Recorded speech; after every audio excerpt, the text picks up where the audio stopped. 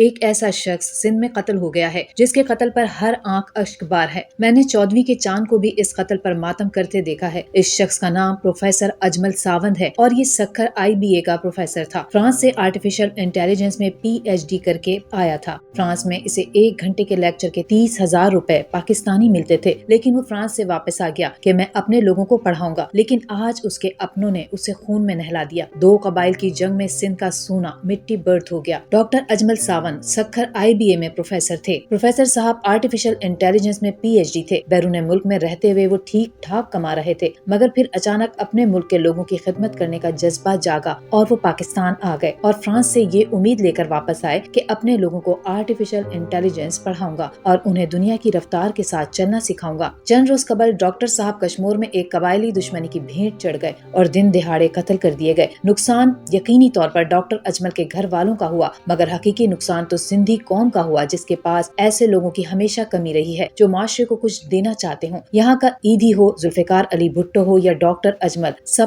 اپنوں کی سازشوں کی بھینٹ چڑھ جاتے ہیں۔ ڈاکٹر اجمل ساوند فرانس سے آرٹیفیشل انٹیلیجنس میں PhD کر کے پاکستان واپس آئے کہ میں پاکستان جا کر اپنے لوگوں کو آرٹیفیشل انٹیلیجنس اور کمپیوٹر سائنس میں ماہر بناؤں گا اور ان کو پڑھاؤں گا۔ پر ان کو معلوم نہیں تھا کہ جس فرانس کی بڑی نوکری کو چھوڑ کر وہ اپنے ملک پاکستان آ رہے ہیں، وہاں ان کے اپنے بچے یتیم ہو جائیں گے۔ پاکستان جیسے ملک میں جہاں PhD لوگ ویسے ہی کم ہیں، وہاں یہ شخص کمپیوٹر کی آرٹیفیشل انٹیلیجنس میں PhD تھا اور اس طرح کے صرف چند PhD ڈاکٹرز پاکستان کے پاس تھے۔ ڈاکٹر اجمل ساوند انتہا درجے کے ذہین اور لائق پروفیسر تھے۔ ان کو دن دہاڑے سڑک کے کنارے ان کی کار کو روک کر قتل کیا گیا جب وہ اپنے گھر جا رہے تھے۔ قتل کرنے والوں کا بس ایک ہی مقصد تھا کہ اس قبیلے ذات کے کسی اور خاندان سے ان کی دشمنی تھی اور ان سے حساب لینا تھا۔ تو بدلے میں ڈاکٹر اجمل کا خیال آیا کہ کیوں نہ ان کی ذات کے کسی بڑے آدمی کو قتل کر دیا جائے اور خون کی پیاس بجھائی جائے، اور اس طرح آدم خور لوگوں نے ایک دیوتا کو ہڑپ کر لیا جو دیوتا اپنے علم اور عقل سے علم کی روشنی کا چراغ لے کر اندھیروں کو ختم کرنے نکلا تھا۔ پروفیسر اجمل صاحب ایک زبردست استاد، ایک اچھے انسان اور ملنسار آدمی، ادب اور ثقافت سے ذوق رکھنے والے، موسیقی کے شوقین، تاریخ اور جغرافیائی کو پسند کرنے والے اور غریبوں اور مسکینوں کے ہمدرد تھے۔ فرانس میں PhD کی پڑھائی کے دوران پاکستان کے اسٹوڈنٹس کو فرانس یا باہر کے ملکوں میں پڑھائی کے راستے بتاتے رہتے تھے۔